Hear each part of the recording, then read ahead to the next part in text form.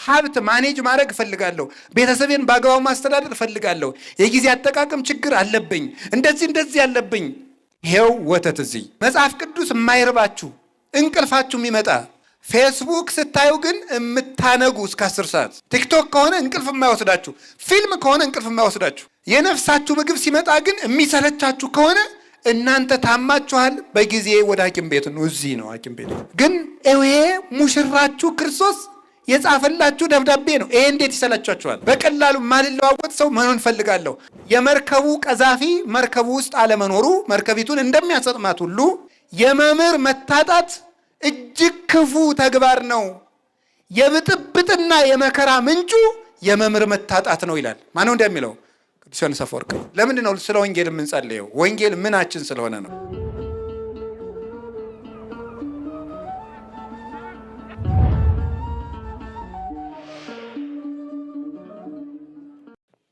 በስመ አብ ወወልድ ወመንፈስ ቅዱስ አሐዱ አምላክ።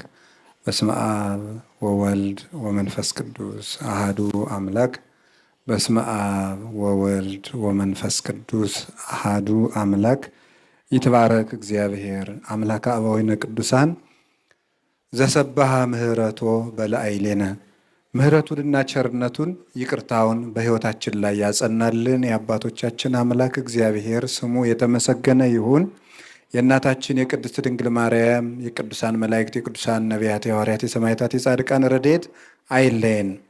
የተከበሩ መላከ ብርሃን ፍስሐ ጥላሁን የባህር ዳር ሀገረ ስብከት ዋና ጸሐፊ፣ የተከበራችሁ ሊቃውንተ ቤተ ክርስቲያን፣ መምህራን፣ ካህናት፣ ዲያቆናት፣ የእግዚአብሔር ቤተሰቦች ሁላችሁ አንድ አምላክ በሚሆን በአብ በወልድ በመንፈስ ቅዱስ ስም እንደምን ዋላችሁ? እንደምን ሰነበታችሁ? እንደምን አመሻችሁ? ቸርነት ገንዘቡ የሆነ አምላካችን ቀን ጨምሮ ሰጥቶን ለዚህ ሰዓት ስላደረሰን በምህረቱ ቦታም ስለሰበሰበን ስሙ የተመሰገነ ይሁን። ካሁን በፊት ላስተማሩን ለሊቀ ሊቃውንት ስሙር አላምረው ቃለ ሕይወትን ያሰማልን። በቀሪ ጊዜያችን ደግሞ ያስተምረን ቅዱስ ፈቃዱ ይሁንልን። እንደ እግዚአብሔር ፈቃድ ባለን ጊዜ ሁላችሁንም ጠዋት ላልነበራችሁ እንኳን ለቅዱስ ጊዮርጊስ ወርሃዊ መታሰቢያ በዓል ለእመቤታችን 4ኛ የጽጌ ሰንበት እንኳን አደረሳችሁ። እንደ እግዚአብሔር ፈቃድ አንድ አጭር ርዕስ መርጠን እንማማራለን። ቅድም መምህሩ አስቀድመው ሲያስተምሩን እንደው ሃይማኖታችን እንድናውቅ የምናደርገውን ነገር አውቀን እንድንቀጥል አስተምረውን ነበርና እኔም ከዚያው ጋር የተያያዘ ማጠቃለያ የሚሆነንን ነገር እሳቸው ስለጀመሩልኝ በዛው ሄጄ ነው የምጨርሰውና በቀደም በዕለተ ዓርብ ሊቀ ሊቃውንት ስምዐኮነ መላክ አስተምረውናል። ሊቀ ሊቃውንት ስሙር ደግሞ ትናንትም ዛሬም አስተምረውናል። ስለዚህ እግዚአብሔር እንደፈቀደ የወደደውን ለነፍሳችን የሚበጀውን ነገር አስተምሮናል። ያስተማረን አምላክ ክብር ምስጋና ይግባው። በተማርንበት እንድናፈራ ይፍቀድልን። ቀሪ ጊዜያችን ይባርክልን። ለዛሬ የመጨረሻ ርዕስ እንዲሆነን የመረጥኩት ጸልዩ በእንተ ወንጌል ቅዱስ በሚል ርዕስ ነው የምንማማረው። ስለ ቅዱስ ወንጌል ጸልዩ። እስኪ በሉ ሁላችሁም ተናገሩ። ግድ የላችሁም። እንደው አስከፋችኋለሁ ብዬ ነው እንጂ አለመናገራችሁን የሚተች የሆነ ነገር ልናገራችሁ ብዬ ተውኩት። ይሄ ትልቅ ስድብ እንደሆነ ታውቃላችሁ አይደል? እነግርህ ነበር ማለት በጣም ኃይለኛ ስድብ ነው። እነግርህ ነበር አንድ ሰው ንገሩኝ ባይ ካለ ሰድቦ ጨረሳችሁ ማለት ነው። እና የስድብ ክፉ እነግርህ ነበርና እምልህ የጠፋኝ የሚል ነው። እምልህ የጠፋኝ ካለ ስድቡ ሁሉ አይገልጽልኝም እንደማለት ነው። እና ክፉ ተሳዳቢ ነው እንደዚህ የሚል ሰው አያጋጥማችሁ። እና እስኪ ስለ ቅዱስ ወንጌል ጸልዩ በሉ ሁላችሁ እስከ ዳር ያላችሁት ድጋሙ በደንብ አድርጋችሁ። ስለምንድን እነማን አሁን ዲያቆናት አሉ ለካ አሉ አይደለም? አሉ አሉ አሉ አሉ። እና ላስብላቸው አንዱን ዲያቆን ከብት ትፈቅዳላችሁ?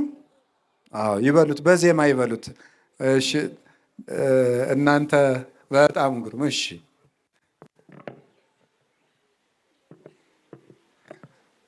የዲያቆኑን ከምለው ብዬ ነው። እኔም ቢሆን ትንሽ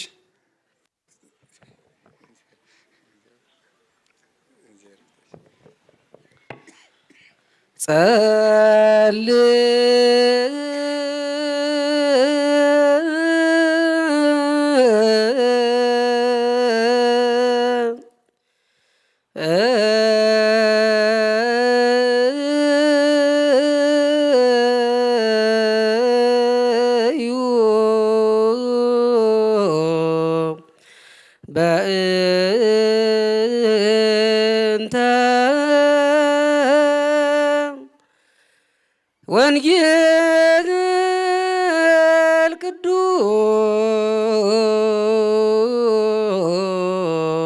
ቅዱስ ደግሞ ተሰጥኦ እንቀበል እንጂ ታውቆ የሌላ አይደለም። እዚህ ውስጥ ይረስየ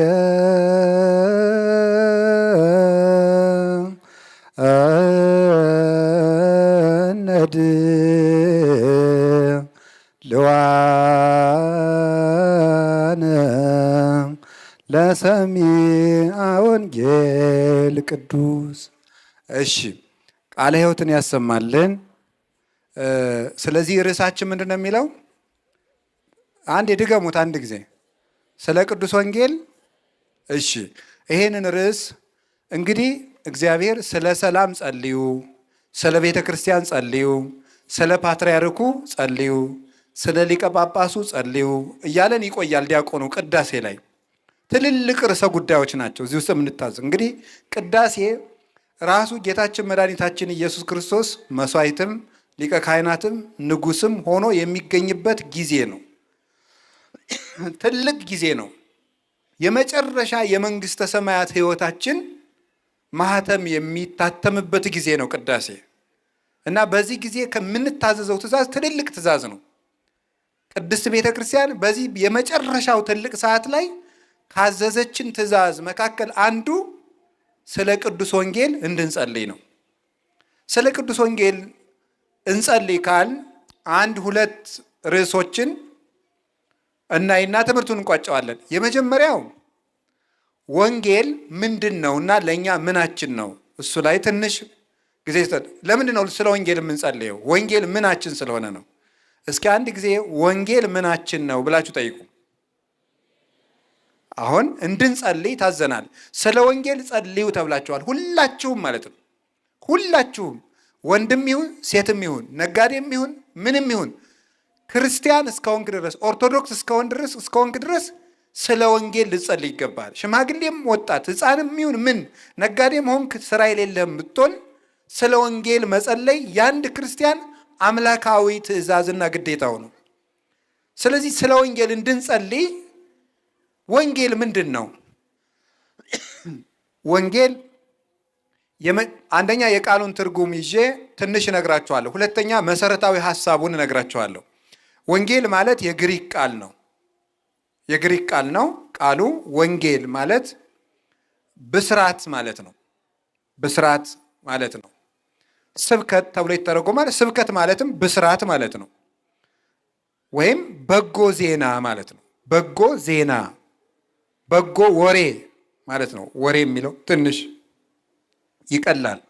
በጎ ዜና፣ ዜና ማለት በግዕዝ በአማርኛ ሲመጣ ወሬ ማለት ነው። ዜና ማለት እሱ ነው። ስለዚህ በጎ ዜና፣ በጎ ነገር፣ በጎ ቃል፣ በጎ የምስራች ማለት ነው። የምስራች ማለት ነው። ወንጌል ማለት ቃሉ የምስራች ማለት ነው። ለምንድን ነው የምስራች የሚባለው? ወንጌል አሁን እዚህ ስትመጡ ምን ልታደርጉ ነው የመጣችሁት? ልትማሩ። ምን ልትማሩ? ወንጌል። ወንጌል ምንድን ነው? እስኪ የምስራች በሉ። የምስራች ልትሰሙ ነው የመጣችሁት። ጠዋትም ቤተክርስቲያን ስትሄዱ ጉባኤ ተዘጋጀም ሲባል የምትመጡት በየጊዜው የምስራች ልትሰሙ ነው። አሁን አንድ ሰው የምስራች ቢላችሁ ደስ ይላችኋል። ምን ሊያመጣልኝ ነው ይሄ ሰውዬ? ስራ አገኘ ሊለኝ ነው? ልትሉ ትችላላችሁ። አንዳንዱ ሰው እገሌ ሞተ እንዳትለይ ብቻ እና እንዳታስደስተኝ ሊልም ይችላል። አይታወቅም እኮ ሰው የመግደል ጥማት ያለው ሰው ማለት ነው። ብቻ ግን የምስራች የማይፈልግ ሰውነት የለም። እንግዲያውስ ትልቁ የምስራች ወንጌል ነው። ትልቁ የምስራች ወንጌል የሆነው ለምንድን ነው? አባቶቻችን በ3 በ4 ቃል ገልጸውታል። ይሄን የምስራች እንዲህ ብለው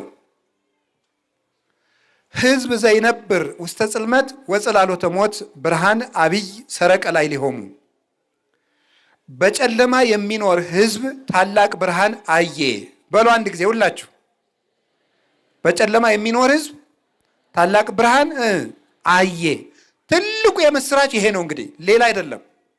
በጨለማ የሚኖር ሕዝብ ታላቅ ብርሃን አየ። ምንድን ነው ይሄ? ይሄንን አባቶቻችን በትርጓሜ 4 5 አድርገው ተርጉመው የወንጌልን የምስራችነት ነግረውናል። አንደኛ በባርነት ለነበሩ ሰዎች ነፃነት ተሰጣቸው። እስኪ በሉ ሁላችሁ፣ ምን ተሰጣቸው? ነፃነት ተሰጣቸው። ይሄ አንድ የምስራች ወንጌል።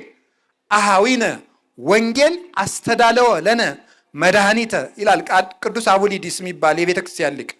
ወንድሞቻችን ደስ ይበላችሁ፣ ወንጌል እኮ ድነትን አመጣልን ይላል። ስለዚህ ምንድነው የመጣልን? የመጀመሪያው በባርነት ለነበርነው ነፃነት ተሰጥቶናል። ምንድን ነበር ባርነታችን? አንደኛ እርግማን ይገዛን ነበረ። እርግማን እማዳም እስከ ሙሴ እለሂ አበሱ ወእለሂ አበሱ ቀነዮሙ ሞት። ከአዳም እስከ ሙሴ ያሉትን የበደሉትንም ያልበደሉትንም ሞት ገዛቸው። ኩነኔ ኃጢአት መሃዱ ብእሲ ወፂያ ኩሉ ተቀስፈ ባቲ። ከአንድ ዛፍ በተቆረጠች ጨንገር ብዙ የከብት መንጋ እንዲነዳበት ከአዳም አባታችን በተገኘ እርግማን ሁላችን ስንገረፍ እንኖር ነበረ። ስለዚህ እርግማን ነበረብን። ያ እርግማን ምንድን ነው? ሙተን ፈርሰን በስብሰን እንድንቀር፣ ከዚያስ የዘላለም ሕይወት እንዳንወርስ፣ ከዚያስ ዲያብሎስ እንዲቆራኘን፣ በግራ አጋንንት እንድንጠቀጠቅ፣ በሲኦል እንድንጣል፣ ሕይወት የሌለን ባሮች እንድንሆን ተፈርዶብን ነበር። አሁን አምላካችን መድኃኒታችን ኢየሱስ ክርስቶስ ለኦሪት ሕግ ተገዛና እሱ በተገዥ ሥጋ መጥቶ ወነሳ አርአያ ገብር የተገዥ የባሪያን መልክ ይዞ መጣ። በባሪያ መልክ መጣና እኛን ምን አደረገን? ነፃነት ሰጠን። እግዚአ ለኦሪት ቧ ውስተ ኦሪት ከመ ይሳየጦሙ ለእለ ውስተ ኦሪት። በኦሪት መርገም የተያዙትን ነፃ ሊያደርጋቸው የኦሪት አምላክ ሐጋጌ ሕግ ክርስቶስ ለኦሪት ተገዥ ሆነ፣ ፈጻሚ ሕግ ሆነ። የመጀመሪያው ጌታችን ኢየሱስ ክርስቶስ የሰጠን ነፃነት ነው። አሁን ማናችሁም ወንዶች በ40 ቀን ሴቶች በ80 ቀን ስትጠመቁና ስንጠመቅ ነፃነት ነው የሚሰጠን። እኔ የዲያብሎስ ባሪያ አይደለውም። እኔ የሲኦል ዜጋ ልጇ አይደለውም። የመንግሥተ ሰማያት ባለተስፋ ነው። እኔ ስደተኛ አይደለውም። የመንግሥተ ሰማያት ባለርስት ነኝ ነው የምንለው። መጀመሪያ ሕፃን ልጅ ቤተ ክርስቲያን ክርስትና ልናስነሳ ስንሄድ ሕፃኑን ልጅ ቄሱ መጀመሪያ ወደ ምዕራብ ያዞረዋል። ምዕራብ ጨለማ ነው፣ የዲያብሎስ ባሪያ ነበርክ እያለው ነው። ከዛ ሰይጣንን ካደው ይለዋል። ሕፃኑ አፉ ፈቶለት ስለማይናገር የክርስትና አባቱ እንዲህ ብሎ ይናገርለታል። እክህደከ ሰይጣን፣ ሰይጣን ሆይ እክህድሃለሁ፣ ሰይጣን ሆይ እክህድሃለሁ፣ ሰይጣን ሆይ እክህድሃለሁ፣ እኔ ያንተ ልጅ አይደለሁም ይላል። ወደ ምስራቅ ያዞረውና አምን ብከ ክርስቶስ አምላኬ፣ ጌታዬ ኢየሱስ ክርስቶስ ሆይ በአንተ አምናለሁ ሕግህንም እቀበላለሁ ያስብለዋል። ወኩሎ ሕገከ ወለኩሎም ቅዱሳኒከ፣ ሕግህን እቀበላለሁ ቅዱሳኖችንም አምናለሁ ያስብለዋል። አያችሁ፣ ሰይጣን ሆይ በቤተ ክርስቲያን ፊት ቆሜ እክድሃለሁ ምንለው የነፃነት ማህተም ስላለን ነው። ይሄ የመጣው በምንድን ነው? በወንጌል ነው። ወንጌል የምስራች ናት።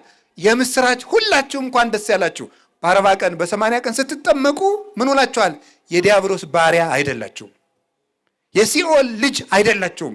የእግዚአብሔር ባለሟሎች ናችሁ። ስደተኛ አይደላችሁም። የመንግሥተ ሰማያት ዋጋ ተሰጥቷችኋል። ማረጋገጫ ልጅነታችን። ኢኮንክሙ ነግደ ወፈላሴ፣ እናንተ እንግዲህ ስደተኛ አይደላችሁም።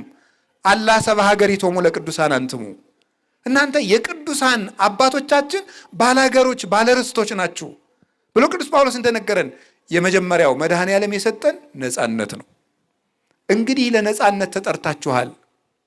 እስመ ለግዛን ተጸዋይክሙ፣ ለነፃነት ተጠርታችኋል። ኢትሁሩ እንከ ውስተ ሐሩተ ቅኔ፣ እንግዲህ ወደ ባርነት ቀንበር አትሂዱ አለን ቅዱስ ጳውሎስ ገላትያ ምዕራፍ 5 ላይ ሲነግረን፣ ለነፃነት ተጠርታችኋልና ወደ ባርነት አትሂዱ። የመጀመሪያው ከሞትና ከዲያብሎስ ከኃጢአት ባርነት ክርስቶስ ነፃ አውጥቶናል። ወንጌል ይህን ምስራች ሰጠችን። ሁለተኛስ ዲያብሎስን ይመስሉ ለነበሩ እግዚአብሔርን መምሰል ተሰጣቸው። እስኪ በሉ ዲያብሎስን በሉ።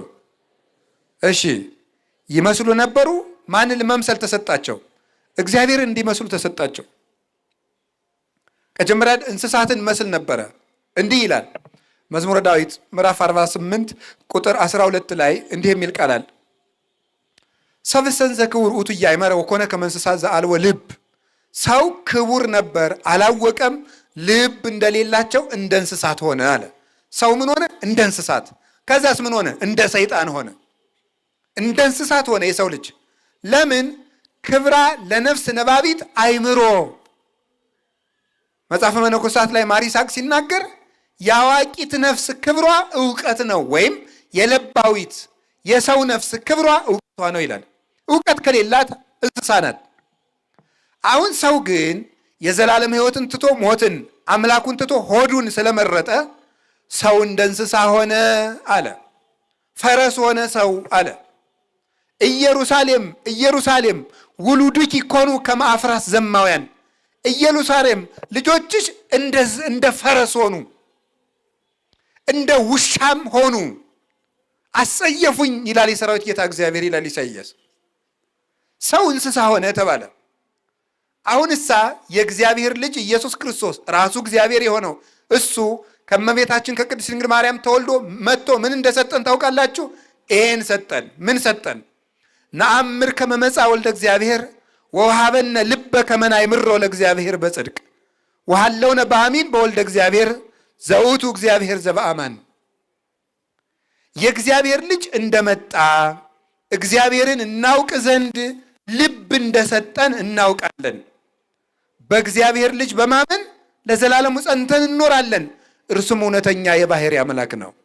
አንደኛ ዮሐንስ ምዕራፍ 5 ቁጥር 20 ላይ የእግዚአብሔር ልጅ እንደመጣ እግዚአብሔርን እናውቅ ዘንድ ልብ እንደሰጠን እናውቃለን አለ። ጌታችን ኢየሱስ ክርስቶስ መጥቶ ምን ሰጠን ብትሉ ልብ ሰጥቶን ሄደ። ልብ የለሾች ሆነን ስለነበረ ልብ የለሾች ሆነን ለሳሩ፣ ለቅጠሉ፣ ለውሃው፣ ለድንጋይ፣ ለጋኔን፣ ለዛር እንሰግድ ነበር። አሁን ለካ አምላክ እንዲህ ነው እንዲህ እንድንል ልብ ሰጠን። ልብ ብቻ የሰጠን አይደለም፣ ራሱን አስመሰለን። እንዲህ አለ፣ ተማሃሩ እምኔ እስመ አነ የዋህ ወትሑት በውስተ ልቤ፣ ከእኔ ተማሩ እኔ የዋህና ትሑት ነኝ፣ እኔን ምሰሉ አለ። በስራ ምሰሉኝ፣ በእምነት ምሰሉኝ፣ በትሕትና ምሰሉኝ፣ በቅድስና ምሰሉኝ አለ። እሱን ከመሰልንሳ እሱን መስለን እንኖራለን። እንዴት አለን? እመጽእ ካዕበ ወእነሣእክሙ ከመ ታህልው አንትሙሂ ሀበ ሀሎኩ አነ፣ እናንተም እኔ ባለሁበት የብርሃን ሀገር እንድትኖሩ መልሼ ለወስዳችሁ እመጣለሁ አለ። ይሄ የምስራች ነው። እኛ ከአምላክ ጋር የምንኖርበት ሀገር አለን።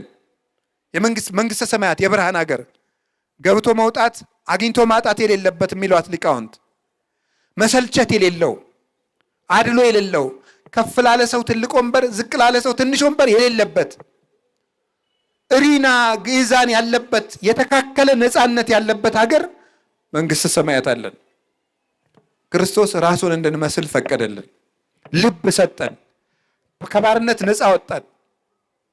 አምላካችን አናውቅ የነበር በአንድነት በሦስትነት እግዚአብሔርን አየነው፣ እውነትን አወቅናት። ፍልስፍና የተጀመረው ምን ተብሎ ነው? እውነት ምንድን ነው? እስኪ በሉ እውነት ምንድን ነው በሉ ነገሩ እንጂ። እነ ሶቅራጥስ፣ እነ አርስቶትል፣ እነ ፕሌቶ ወይም ፕላቶ ፈላስፎች ሁሉ ጥያቄያቸው እውነት ምንድን ነው ነው። እውነት የምንሄደው በየት አድርገን ነው? ወደ እውነት የሚወስደን ማን ነው? ህይወትስ ምንድን ነው ነው? አሁን እውነት ምንድን ነው? እግዚአብሔር ማን ነው? የፍልስፍና መጀመሪያ እውነት ምንድን ነው ነው። አሁን ጌታችን ኢየሱስ ክርስቶስ መጣ፣ እንዲህ አለ፣ አነ ውእቱ ፍኖተ ጽድቅ ወሕይወት፣ እኔ እውነት ነኝ አለ። እውነት ምንድን ነው? እኔ መጣሁን።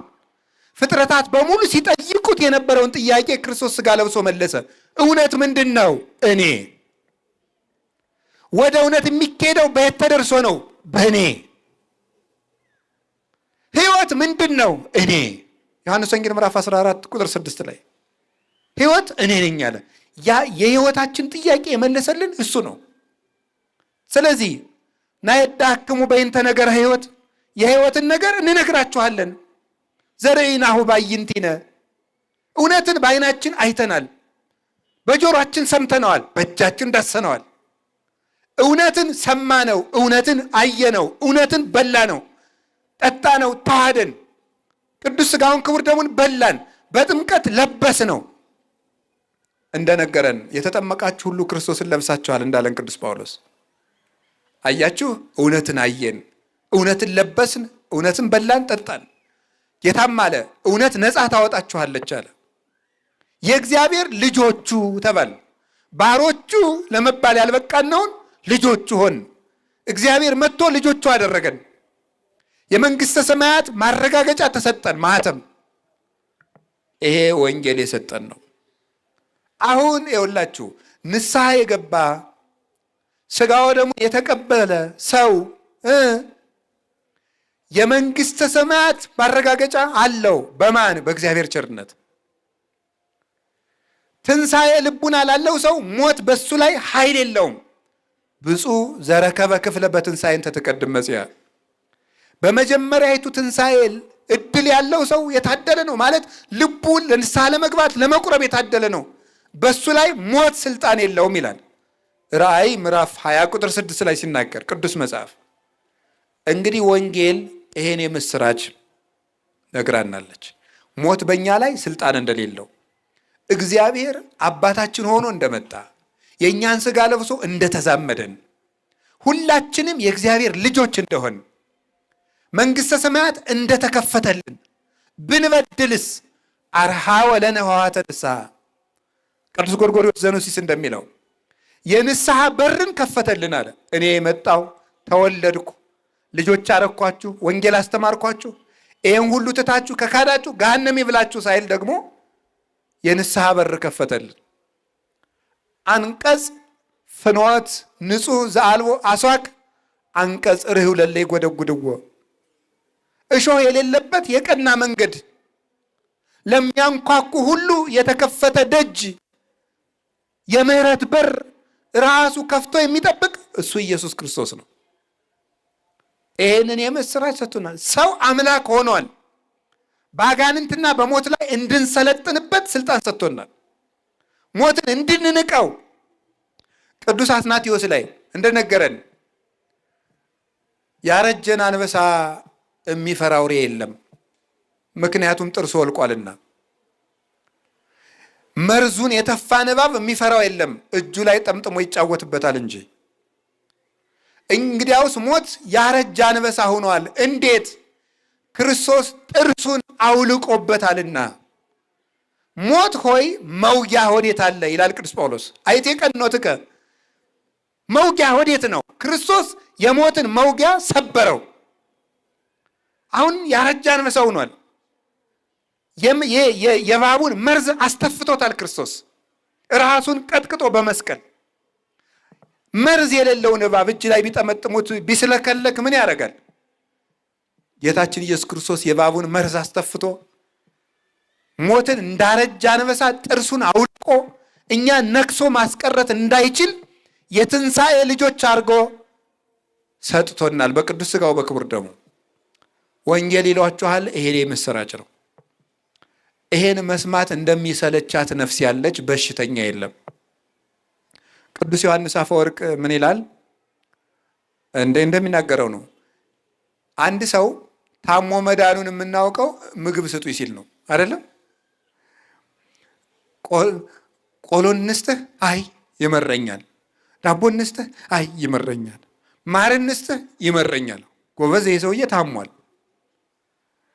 ከዛ ስንቸገር እንደው ምን እናምጣለን? ምንም። ከዛ ወለሰ ቆሎ እንስጥህ? እስቲ ልሞክረው ካለ ተመስገን ተመስገን፣ እየተሻለው ነው፣ ሊቆረጥም ነው። እናቴ አሁን ይሁላችሁ፣ ረሃብ የጤነኛነት ምልክት ነው። የጤነኛነት ምልክት ነው። ከራበ ጤነኛ ነህ ማለት ነው። ተመስገን ነው። አዎ የማጣትም ምልክት ነው እንዳትሉ። ከጤና ጋር ነው ማውጋት። አሁን ከድህነት ጋር አታውጉ፣ ጤና ጋር ነው። አሁን ርዕሱ ኮንተንቱ ጤና ነው። አንድ ሰው ከራበው ጤነኛ ነው። እምቢ የሚል ከሆነ አሞታል።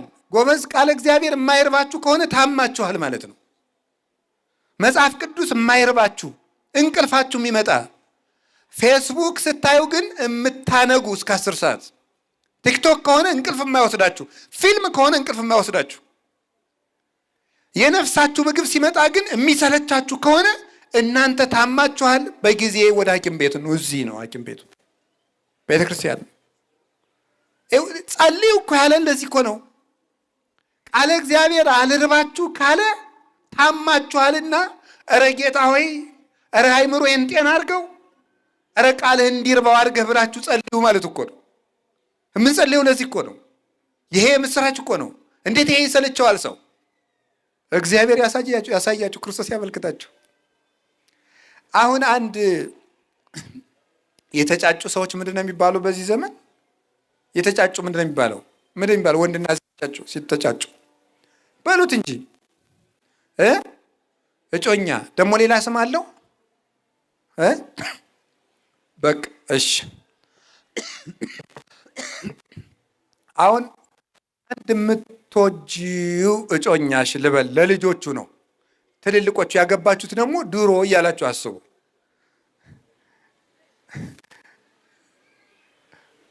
እንዴት ሰንብተሻል ወዘተርፈ ብሎ ደብዳቤ ቢጽፍ ማን የላከው ቢባል፣ በታክሲ እየሄዳችሁ ቢሆን ሰው መቼ ወርዶ አልቆ እስከማነበው ብላችሁ አትቸኩሉም? መቼ ቤት ደርሼ ባነበብኩት አትሉም? ትላላችሁ ተብሎ ይታሰባል። ጥናት ያስፈልገዋል። ወንዱስ ፍትሐ ነገሥት አንቀጽ 24 ነው። በደብዳቤም በሰውም ማጨትም ይቻላል። እዚያ ነው ያወቅኩት። ገብቷችኋል? ሰው ደብዳቤ እንደሚጻጻፍ ቤተክርስቲያን ትነግረናለች። ስለዚህ ሴቷ ደግሞ እንደው ገሌ ደህና ነህ ሆይ፣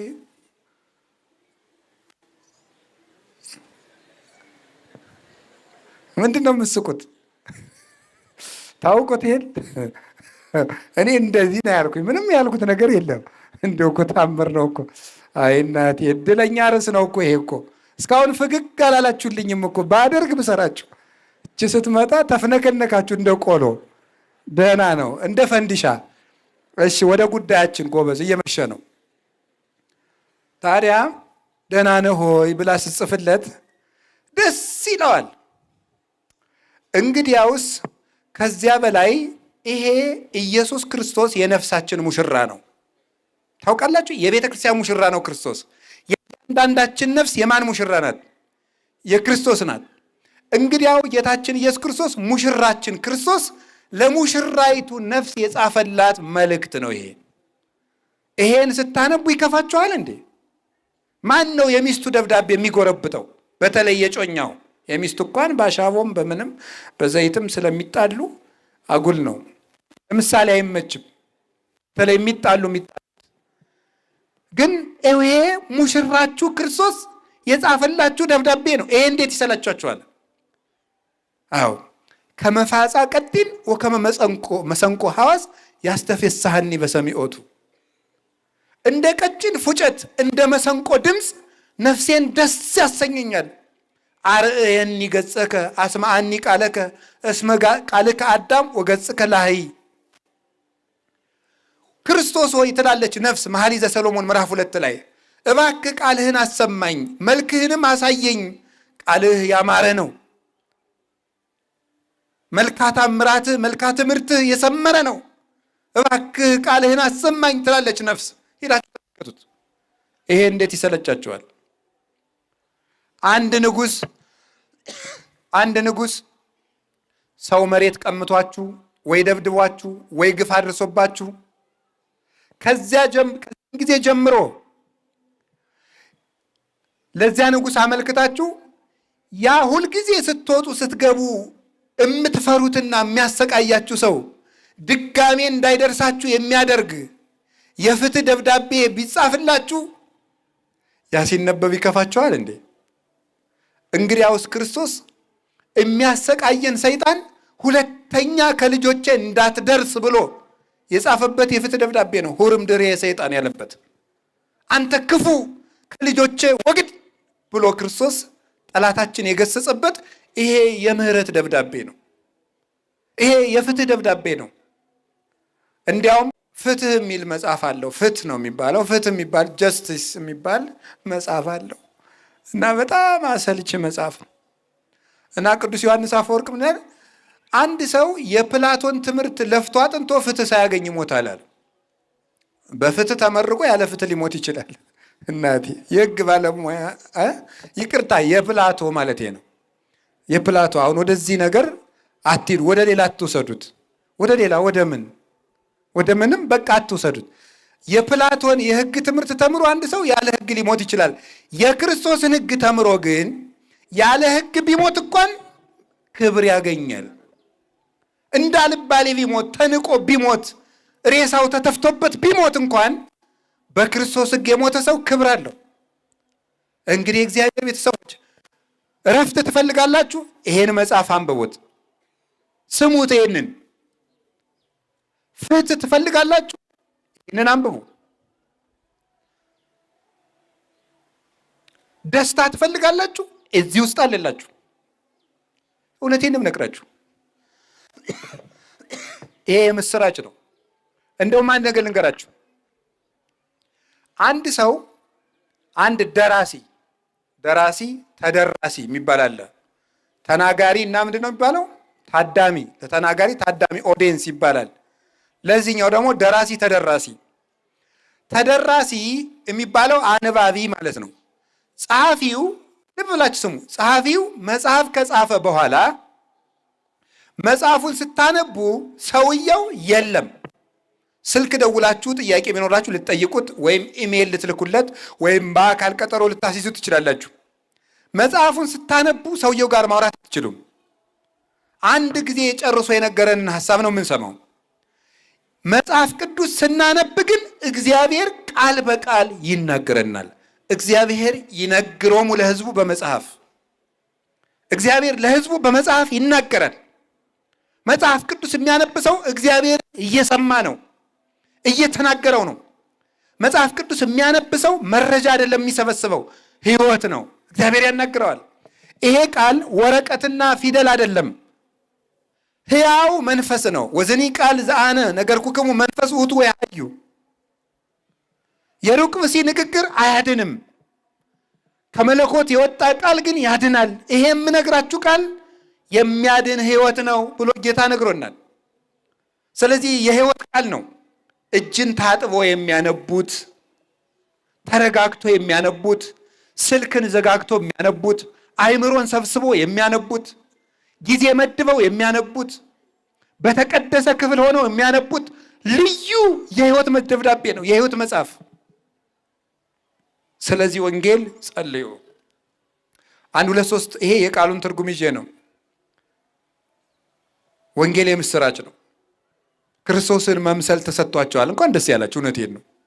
እውነቴን ነው የምነግራችሁ። ክርስቶስን መምሰል አንዳንድ ሰዎች ሀብታም ሲያገኙ ተጠጋግተው ያንተ ልጅ ነኝ አሉ ይላሉ ይባላል ነው ሰምቼ አላውቅም። ሀብት ያለውን ሰው ያንተ ልጅ ነኝ አሉ ይላሉ። እንዴ ኧረ እኔ ያንተን እናት አላገባውም ቢል እንኳን ትምህርት ቤት አብራችሁ አልተማራችሁም ማለት ሁሉ የሚያምረው ማለት ነው አለ። የሰው ሀብት ለመውረስ አለ ይባላል ነው እንግዲህ እኔ አልሰማውም። የእግዚአብሔር ልጅ አይሰማችሁም? ይሄ አይሰማችሁ ማለት እስከ ውስጥ አይሰማችሁም? የእግዚአብሔር ልጅ የሚለው እንዴት ደስ እንደሚል የእግዚአብሔር ልጅ። ይሄን ነው ሀብቱ የማይወረስ ጌታ ልጅ ሲያደርገን። ቅድም እንደተማርነው በመምሩ ዙፋኑ የማይገለበጥ ጌታ ልጆቹ ሲያደርገን፣ በዚህ ጊዜ ይሻላል ማይባል ስጋት የሌለበት። ምናልባት እኮ የባለስልጣን ልጆች ሊሰጉ ይችላሉ። ምናልባት ነው፣ እኔ መረጃ የለኝም እንደሚፈሩም እንደማይፈሩም የባለስልጣን ልጅም አላውቅም። ግን ሊፈሩ ይችላሉ ተብሎ ይታሰባል። ታሪክ እንደሚያስረዳን ነው። ያው እንደምታውቁት የጃንሆይ ልጆች ቅድም እንደተነገረን እንደውም እኮ የጃንሆይ ልጅ አንደኛዋ ክርስትና በምትነሳ ቀን አንድ ድሃ ደግሞ ወልዶ ይዞ መጣ። ምስኪን አንተ ምን ብትደፍር ነው ከጃንሆይ ልጅ ጋር የልጅ ክርስትና የገጠመ? ሰውየው አስቦ የወለደ ይመስል ማለት ነው።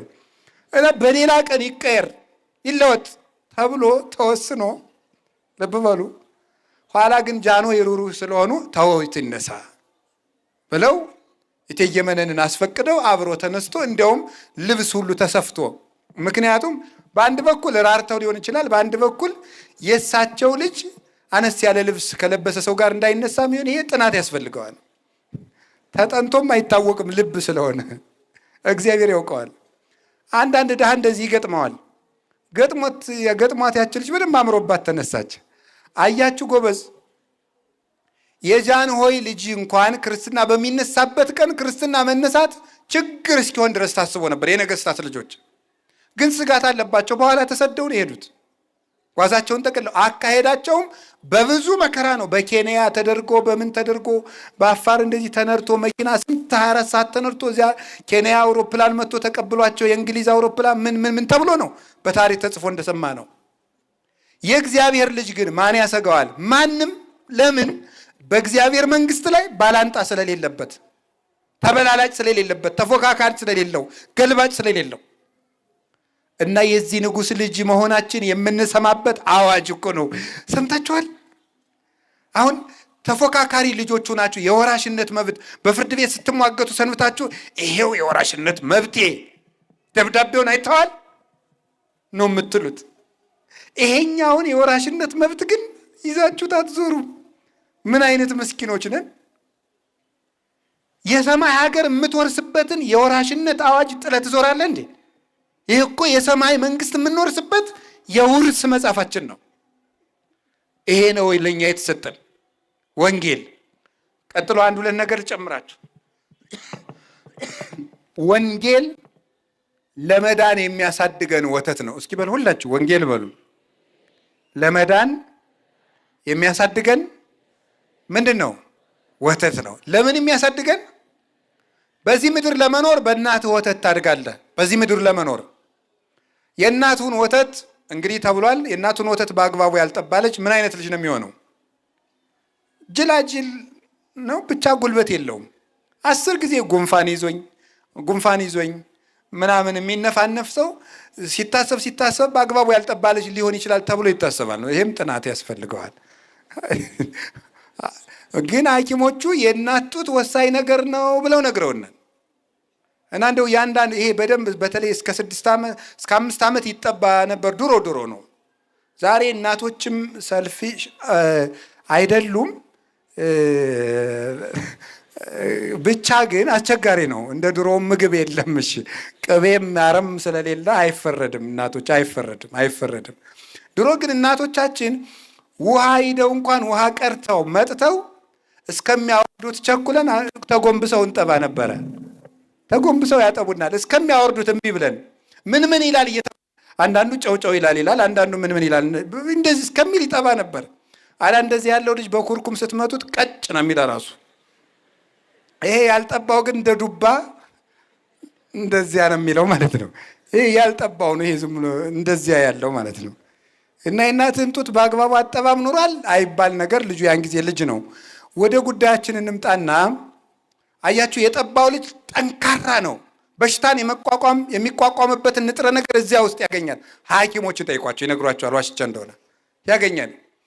ይህ ወንጌል ደግሞ ነፍስ ጠንካራ እንድትሆን በክህደት ቫይረስ፣ በጥርጥር ባክቴሪያ፣ በኃጢአት ደዌ እንዳትወጋ የሚጠብቃት የቤተ ክርስቲያን ወተት ነው። ይሄ ደግሞ አፍቅሩ ሀሊበ ነባቤ ዛሎቱ ትውስት፣ አንደኛ ጴጥሮስ ምዕራፍ 2 ቁጥር 3 ላይ ቅልቅል የሌለበት ለመዳን የሚያበቃችሁን የቃሉን ወተት ውደዱ ይላል። እስኪ የቃሉን ወተት በሉ።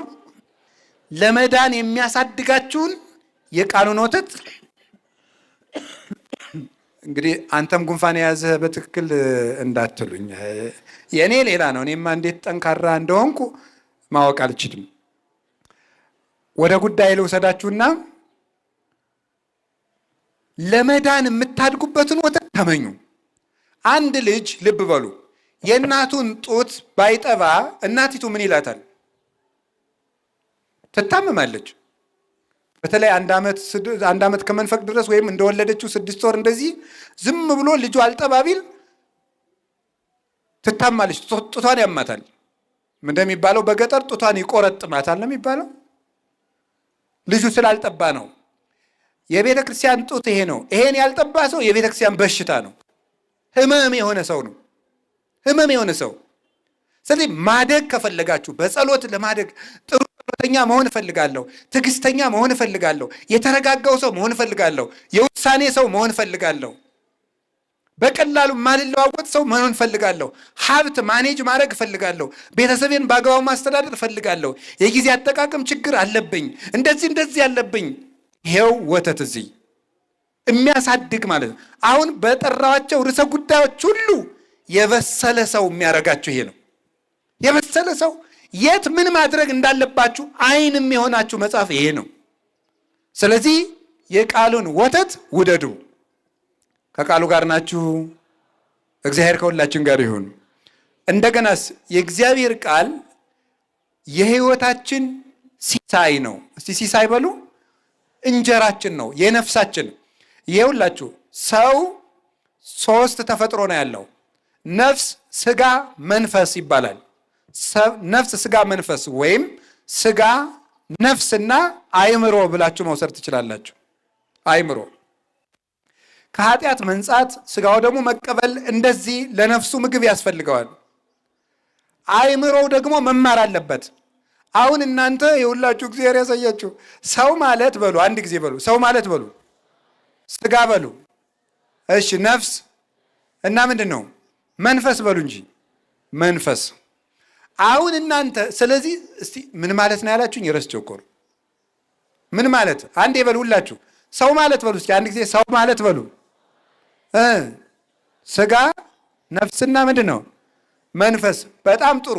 ጠዋት ቁርስ ትበላለህ፣ 6 ሰዓት ምሳ ትበላለህ፣ ማታ እራት ትበላለህ።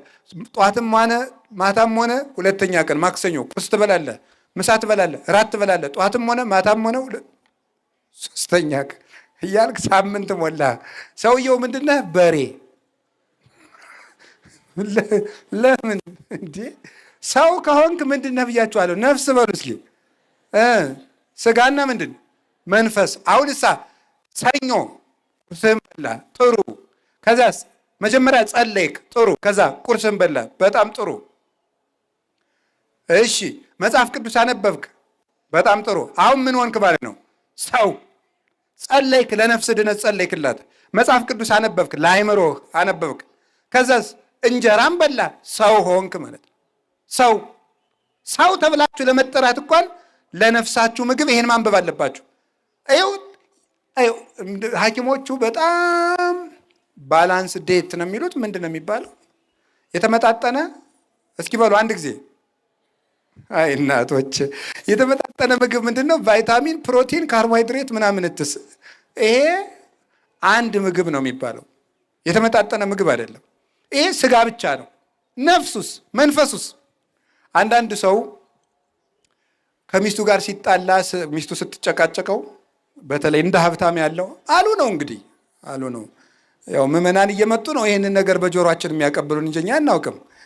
አንቺ ሴትዮ አላበዛሽውም? መኪና ሄው፣ ቤት ሄው፣ የምትበይው አልቸገረሽ ይላል። ይኸው ምንድን ይፈልግ? ባዶሽን መጥተሽ መኪና አስነዳውሽ እንትን አለሽ፣ ከሰው የበለጠ ታስፈጫለሽ፣ ምናንትስ ምናምን ይላል። ሰው ወንድሜ መኪና ብቻ አይደለም የሚፈልገው። ሰው መኪና ብቻ አይደለም። ምን ይፈልጋል? አእምሮ፣ ሰላም ይፈልጋል። የሰው ምግቡ እንጀራ ብቻ አይደለም። ሰላም ምግቡ ነው። ደስታ ምግቡ ነው። ፍቅር ምግቡ ነው። ትህትና ምግቡ ነው። ሰው ነፍስ ጭምር ነው። ጥሩ ቤት ብቻ ሰላም አይደለም። ጥሩ መኪና ብቻ ኑሮ አይደለም። ጥሩ ልብስ ብቻ ኑሮ አይደለም። ጥሩ ከተማ መኖር ኑሮ አይደለም። ኑሮ ማለት ነፍስ ስጋና መንፈስ አንድ ሲሆኑ ነው። ስጋው ደግሞ ስንቀበል ቄሱ ምን እንደሚለን ታውቃላችሁ? ስጋው ለአማኑኤል አምላክነ ዘነሥኦ እምግዝእተ ኩልነ ለቀድሶተ ስጋ ወነፍስ ወመንፈስ። አማኑኤል ከድንግል ማርያም ነስቶ የተዋሃደው ስጋን፣ ነፍስን፣ መንፈስን የሚቀድስ ስጋውን ነው ይላል። ስጋን፣ ነፍስን፣ መንፈስን የሚቀድስ። ስለዚህ ወገኖች እስመ ቃለ እግዚአብሔር ሲሳይ ዘበአማን ውእቱ ሲሲታ ለነፍስ ቃላቲሁ ለእግዚአብሔር። የእግዚአብሔር ቃል እውነተኛ ምግብ ነው። የነፍስ ምግቧም የእግዚአብሔር ቃል ነው። ሰው በልቶ ጠጥቶ ለምንድን ነው ሰላም የሚያጣው? ሰው ጥሩ አልጋ ላይ እየተኛ ጥሩ ቤት ውስጥ እየኖረ ጥሩ መኪና እየነዳ ጥሩ ደሞዝ እየተከፈለው ለምን ሰላም የለውም? የነፍሱ ምግብ የለማ፣ የመንፈሱ ምግብ የለማ፣ የስጋ ብቻ ነው ያለው። ስለዚህ እግዚአብሔር ሰዎች ጌታ ምን አለ? ዮሐንስ ወንጌል ምዕራፍ 4 ቁጥር 5 ላይ አኮ በህብስትክመ ዘይሃዩ ሰብእ አላ በኩሉ ቃል ዘይወፅእ እምአፉሁ ለእግዚአብሔር። ሰው በእንጀራ ብቻ አይኖርም ከእግዚአብሔር ቃል በሚወጣ ከእግዚአብሔር አፍ በሚወጣ ቃል እንጂ። የእግዚአብሔር ቃል የህይወት እንጀራ ነው። በመጨረሻም ስለ ወንጌል ማንነት ነውና መጨረሻ ላይ ስለ ወንጌል ጸልዩ የሚለውን ትንሽ እናገርና ጨርሳለሁ። በመጨረሻ ስለ ወንጌል ምንነት ነግራችሁ የእግዚአብሔር ቃል የመንገዳችን ብርሃን ነው። እስኪ በሉ ሁላችሁ በሉ። የመንገዳችን ምንድን ነው ብሉ እንጂ። የመንገዳችን ምን ብርሃን ነው። ምን ማለት ይመስላችኋል? ሰው መንገድ ሲሄድ ቢጨልምበት መንገድ ላይ ግራና ቀኝ መንገድ ቢገጥመው መንገዱ የትኛው እንደሆነ ለመለየት ምን ያስፈልገዋል? ብርሃን ወይም ባትሪ ያስፈልገዋል። የሰው ልጅ ህይወት ምንድን ነው? መንገድ ነው። ሰው መንገደኛ ነው። ወደ የት ነው የሚሄደው? ወደ መንግስተ ሰማያት። መንገደኛ ነው። አንድ ቀን ስታድሩ ወደ ሞት አንድ እርምጃ እየቀረባችሁ ነው ማለት ነው። 2 ቀን ስናቅርብ ሌላ እርምጃ ነው። 3 ቀን ስናድር ሌላ እርምጃ ነው። ዓመት ሲሞላ ሌላ ከፍ ያለ ሩጫ ነው። ወደ ሞት እየቀረብን ነው የምንሄደው። መንገደኛ ነው ሰው። ስለዚህ ውሎ አዳራችን ዓመታትና ወራቱ እርምጃዎች ናቸው እና ወደዛ ስንሄድ ልብ በሉ መሀል ላይ መንገድ የሚሄድ ሰው ሲመሽበት ብርሃን ያስፈልገዋል። ማለት የሰው ልጅ በዚች ምድር ላይ ሲኖር አንድ ትልቅ ፈተና አለበት። እሱ ምን ይባላል? ኮንፊውዥን ይባላል። ምን ማለት ነው? ግራ መጋባት ማለት ነው። ግራ መጋባት የሰው ልጆች የየቀን ፈተና ነው። ይሄን ላድርግ። ሌላው ቀርቶ አንዳንዱ ላግባ ለመንኩስ ብሎ ግራ ይጋባል። እንደው ቀለል ስናደርገው የትኛውን ሸሚዝ ልልበስ እንኳን የሚለው ፈተና የሚሆንበት ሰው አለ። ላለው ሰው ነው። እንደዚህም ፈተና ነው እኮ። ግራ መጋባት የሰው ልጆች የየደቂቃ ፈተናቸው ነው። ልናገረው፣ ዝም ልበለው፣ ልሄድ፣ ልቅር፣ ልብላ፣ ልቆይ፣ እያንዳንዱ አጠቃቅን ነገር የሰው ልጅ በግራ መጋባት የተሞላ ነው። ግራ ሲገባው የሰው ልጅ ምን ያድርግ ሲባል መንታ መንገድ ላይ በጨለማ ደርሶ ቆሞ ግራ ለገባው ሰው ባትሪ ቦክ ስታደርጉለት አፈፍ ብሎ መንገዱን መርጦ እንደሚሄደው ሁሉ ግራ በገባን ቁጥር የእግዚአብሔር ቃል የምናነብ ከሆነ ለውሳኔ ብርሃን ሆኖ ቦግ ይላል። ስለዚህ ቅዱስ ዳዊት ምን አለ? ኖን ማይቶት ለእግሬ ሕግከ ብርሃን ለፍኖትየ። ሕግህ ለእግሬ መብራት ለመንገዴም ብርሃን ነው። እስኪ በሉላችሁ ሕግህ በሉ። ለእግሬ መብራት ለመንገዴ ምንድን ነው?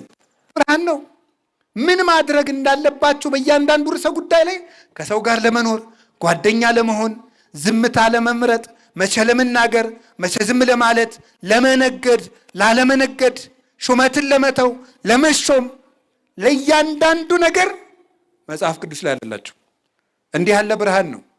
እንግዲህ ለዚህ ወንጌል እንጸልይ። እሺ ወንጌል ይሄ ነው አልኳችሁ። በስሱ ነገርኳችሁ። ወንጌል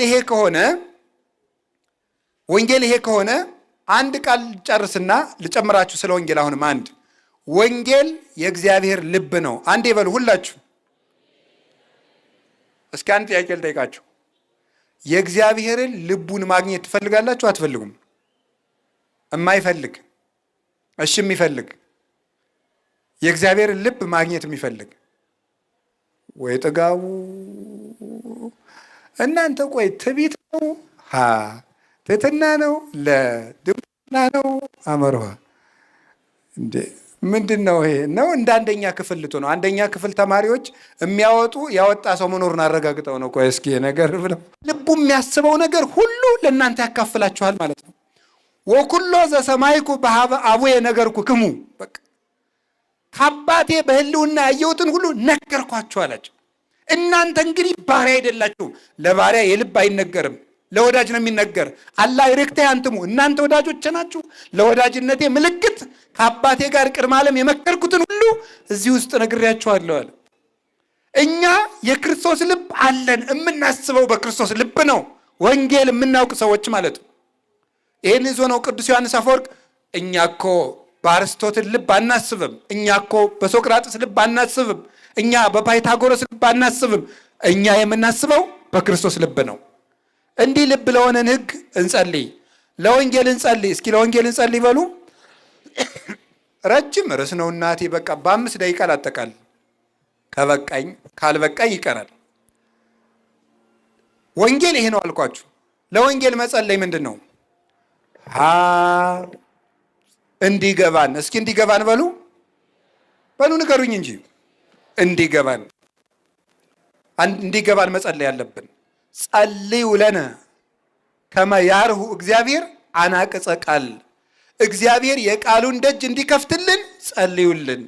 ሁለተኛ ተሰሎንቄ ምዕራፍ 3 ቁጥር 2 ላይ እግዚአብሔር የቃሉን ደጅ እንዲገልጽልን ጸልዩልን። ማን ነው እንደዚህ ያለ? ቅዱስ ጳውሎስ። ማንን አግኝቶ? ክርስቶስን ቃል በቃል አናግሮ የቃሉን ደጅ እንዲከፍትልን ጸልዩልን። መምህሩ ነው እንዲህ ያለው ቅዱስ። ለዚያውም መምህርም ቅዱስ ጳውሎስ ነው። ስለዚህ ለመምህራን እውቀት ግለጥላቸው ተብሎ ይጸለያል። ለራሳችሁ ትጸልያላችሁ።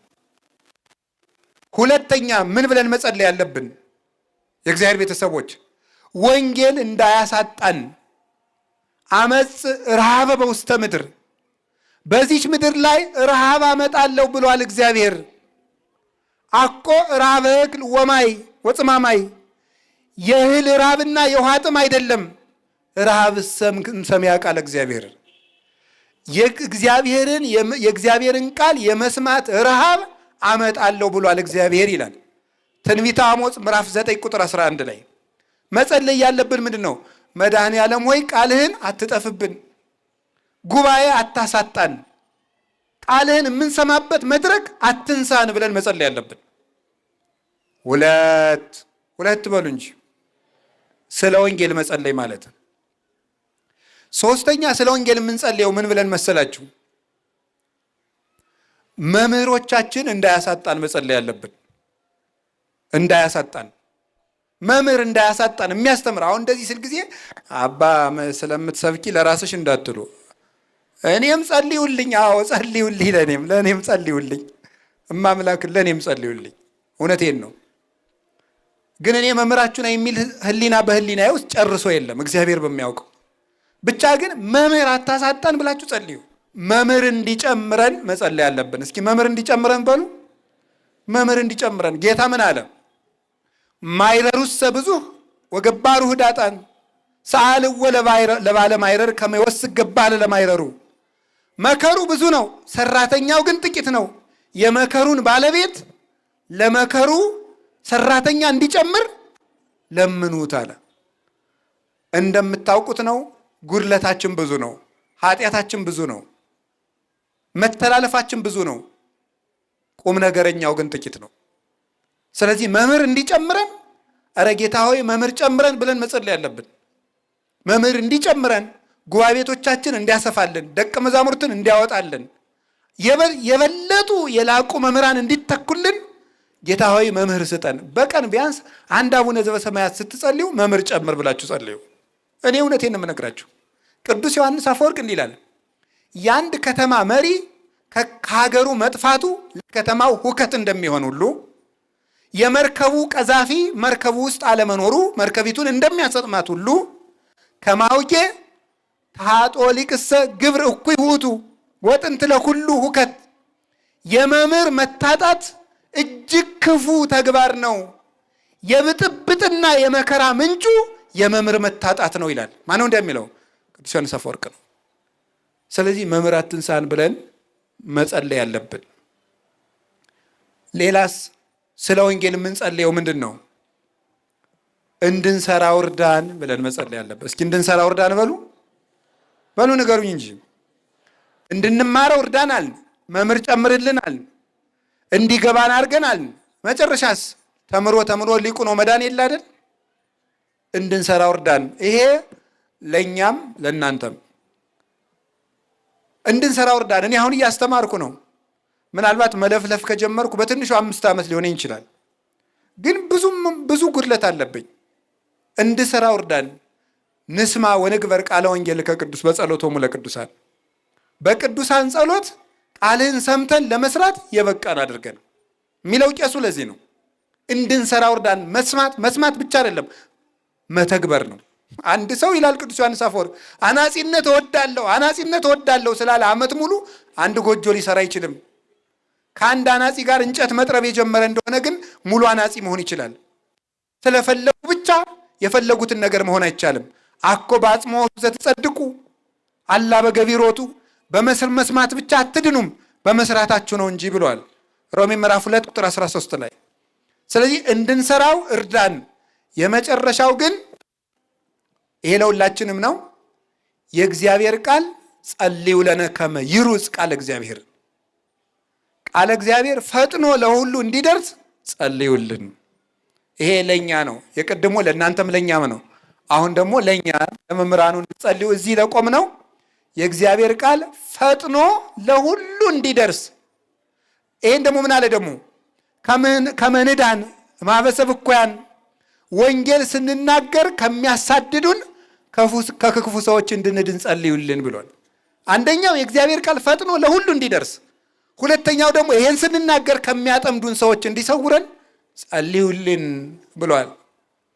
አንዱ ሊቅ ደግሞ የተናገረውን ልናገርና ልጨርስ።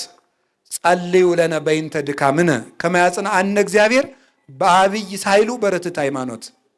እግዚአብሔር በቀናች ሃይማኖት በብዙ ቸርነቱ እንዲያጸናን ስለ ድካማችን ጸልዩልን። ወስብሐት ለእግዚአብሔር። ይቆየን።